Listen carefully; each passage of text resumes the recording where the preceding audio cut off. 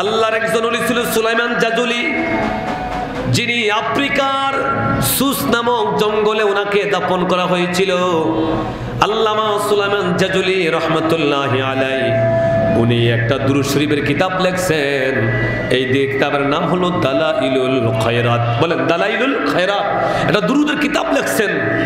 নবীজির ইশকে মুহাব্বতের আশিক ছিলেন আল্লামা সুলাইমান জাজুলি রহমতুল্লাহ আলাইহি।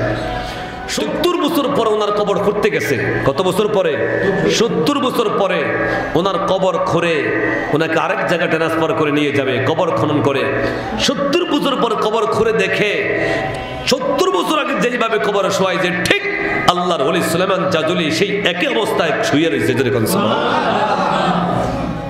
একজনে হাত টিপা দিয়ে দেখলেন জীবিত মানুষের রক্ত যেরকম সঞ্চালন হয় এরকম ভাবে হাত আঙ্গুলে টিপা দিয়ে দেখলেন যে রক্ত সঞ্চালন মানে হইতে